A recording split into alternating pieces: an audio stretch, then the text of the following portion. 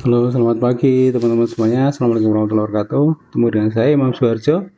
Kali ini kita akan mau sharing tentang ide bisnis lewat online ya. Jadi bagaimana secara mudah, mungkin dengan cara yang simpel ya, kita bisa menemukan ide bisnis lewat online dan menggunakan tool yang online juga.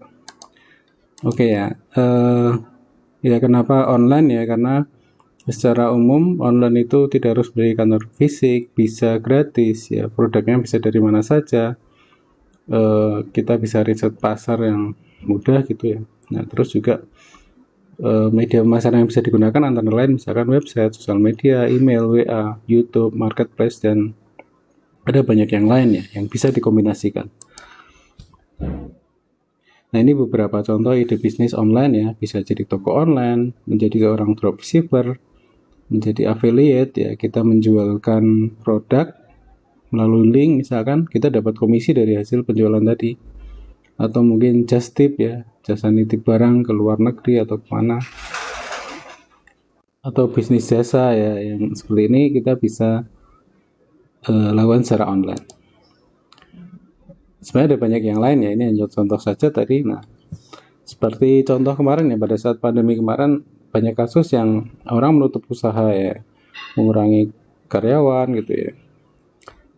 Juga ada yang mungkin merubah tadinya jual apa terus ganti apa gitu ya, atau misal mengganti usaha, atau mungkin yang paling parah mungkin ada yang tutup ya. Ini mungkin beberapa ada yang mengalami ini. Nah ini beberapa contoh yang tadi ide bisnis online ya, dropshipper, mengelola web ya, jasa kursus online, sosial media menjadi seorang pengelola ya, seller, affiliate, dan masih banyak yang lain ya, mungkin terkait dengan teman-teman yang TI, misalkan menjadi orang yang membuat blog atau melakukan optimasi web, jadi YouTuber, influencer ya, optimasi Google My Business, dan ada banyak yang lain ya yang bisa dikerjakan ya. Misalkan jasa-jasa ini yang sekarang cukup banyak ya. Misalkan ini jasa menulis artikel, jasa backlink, macam-macam. Ini adalah contoh dari yang bisa dikerjakan melalui online tanpa harus memiliki kantor fisik. Ini contoh yang terkait dengan web ya, pengelolaan web. Atau misalkan yang terkait dengan grafis ya, misalkan membuat logo, animator ya, membuat tema web, WordPress, blog ya. Atau misalkan sampai dengan yang kecil-kecil ya, jasa undangan, ya bukan kecil ya, misalkan jasa undangan ya, jasa desain nota, misalkan template publikasi, dan yang lain. Nah, bagaimana kita bisa mencari ide tadi ya? Salah satunya bisa memanfaatkan ini ya, tool yang ada di online. Misalkan kita menggunakan Ubersuggest ya, ini kita bisa mencari tahu ya, misalkan kita mau mentarget apa gitu ya.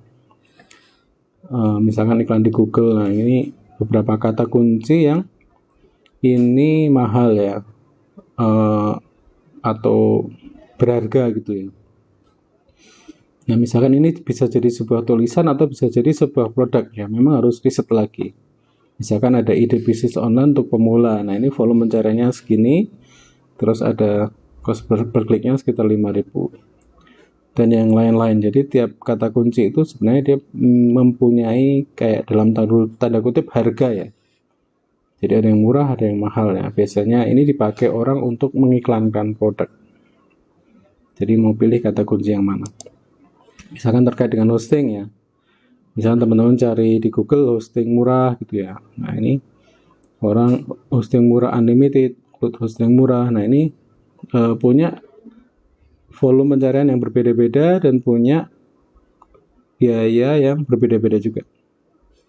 Misalkan ya contohnya, oke, misalkan saya ngetik hosting murah. Nah ini beberapa provider sudah mengiklan dengan kata kunci ini ya. Misalkan ada rumah web, ada hostinger. Nah ini bersponsor ini iklan ya. Oke ya. Oke, jadi tadi pemilihan kata kunci atau ini kita bisa sebut sebagai apa ya? Mungkin ide ya untuk menggali kita mau jual produk apa, kata kunci apa yang terkait.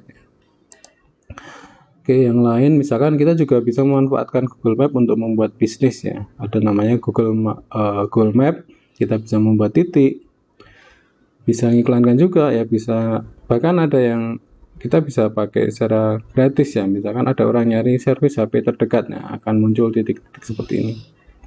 Nah tentu yang seperti ini nanti review jadi penting ya. Foto juga penting, jadi bintang, rating juga penting ya. Nah ini bisa dioptimasi dengan parameter-parameter ini.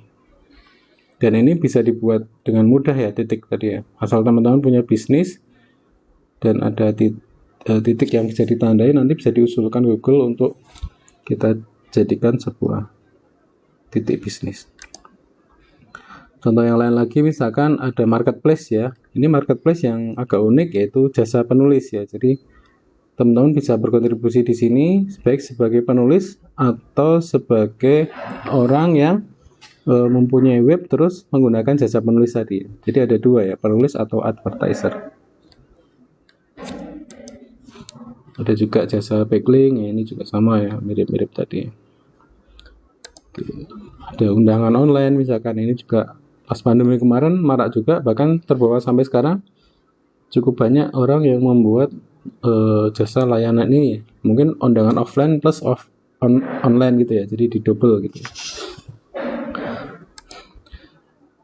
Ada beberapa tool yang bisa dipakai untuk mencari kata kunci atau mencari ide bisnis ya. Misalkan ada Google Trend, Keyword Planner, ada SurveyMonkey, dan ada banyak yang lain. Ini beberapa contoh saja yang cukup populer. Nah, selain itu juga kita bisa mencari ide bisnis melalui dengan cara yang lain, yaitu observasi, berpikir kreatif, atau mungkin konsultasi sama orang yang ahli, mentor misalkan, cocoknya apa. Ya, misalkan sudah pasti ya kita bisa mulai dari passion kita, senang kita apa, riset pasar ya, terus juga membuat perencanaan yang baik, sama misalkan kita buat skala yang kecil dulu. Kalau memang belum pernah memulai bisnis, memang biasanya kita mulai dari yang skalanya lebih kecil. Nah ini beberapa pertimbangan ya, riset tadi ya sudah, rencana tadi ada manfaat, bisa memberi profit, legal ya, tidak melanggar aturan, ada masuk di etika bisnis.